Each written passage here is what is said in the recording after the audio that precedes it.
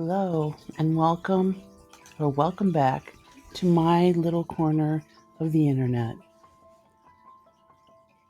I am back again to compare Andy Signor and Colleen Ballinger and how they seem to work very hard to avoid accountability.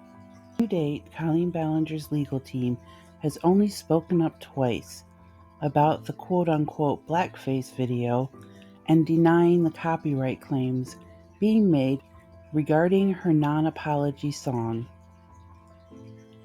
The Not Blackface featured in the Variety quote-unquote article that was actually a smear campaign against the now 20-year-old Adam McIntyre.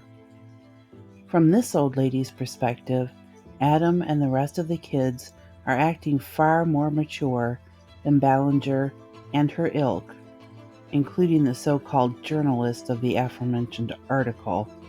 There is a sort of false equivalency going on here, using minor discrepancies to cast doubt on the larger issue or issues.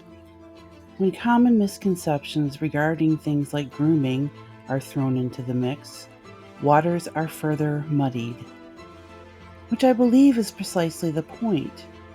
It seems to be a common tactic used by those who wish to avoid accountability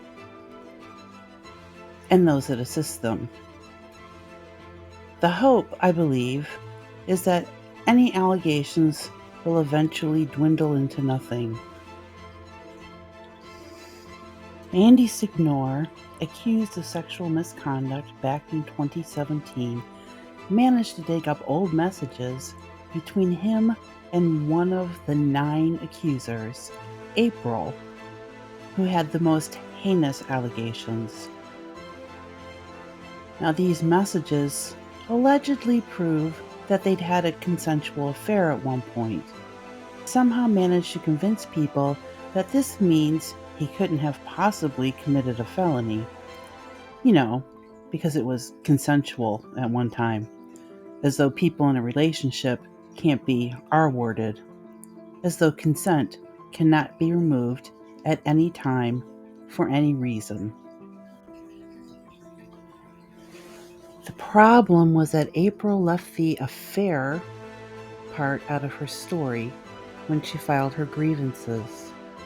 For me, it doesn't matter, due to the fallacy that those who've willingly engaged in certain acts cannot later be forced to engage in the same. He dismissed the other 8 accusers as quote-unquote awkward flirting. My husband awkwardly flirts with me, and the two are not even remotely the same. Read any of their stories on Nick Monroe's blog, link in the description below, and let me know what you think.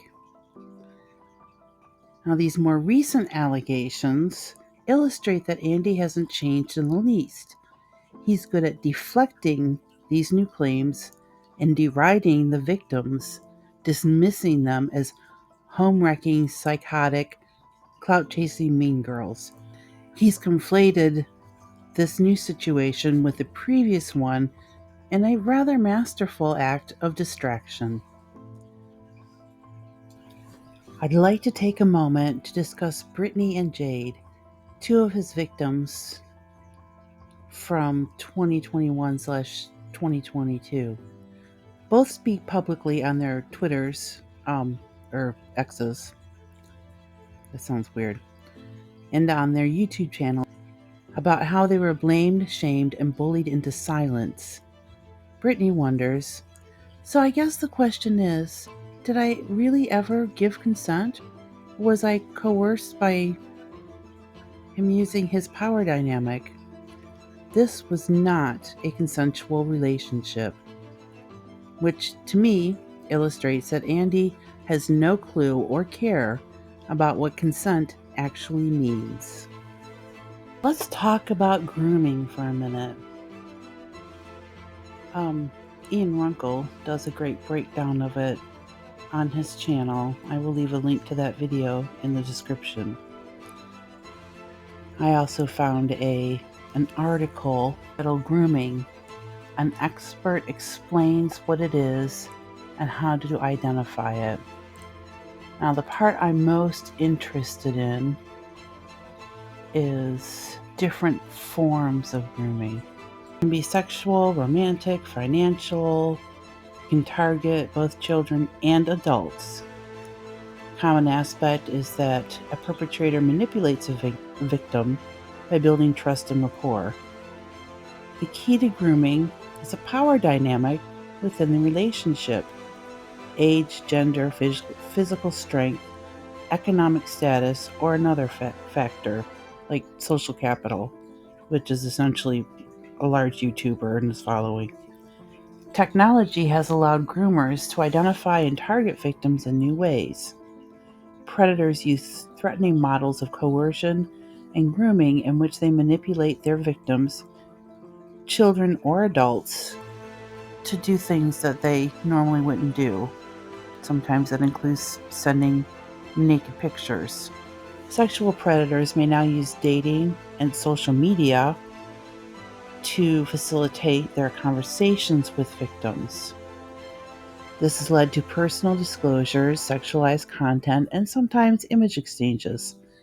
This mirrors the process highlighted in early investigations where seemingly normal interactions are manipulated by groomers. Romance fraud, such as catfishing, is also a form of grooming. Predators may form false relationships with their victims to scam them out of money, using social media to establish whether victims have support networks around them that may challenge their behavior. So let's dissect this a bit. Grooming can be romantic / sexual or financial. While Andy uses it for both reasons, I think for Colleen it was more of the latter. Free labor, anyone? Victims were definitely manipulated and, as Britt pointed out, were subject to a power imbalance via the social capital garnered by big YouTubers, and far more in Colleen's case, because, Netflix show, actual shows, books. The ability to direct a private message allows for coercion and grooming of victims via said manipulation. Both Andy and Colleen have a history of blurring boundaries or just, smashing right through them. We can always hope they will one day learn to take accountability for their actions. Or sadly, perhaps Colleen will just learn how to hide it better like Andy did.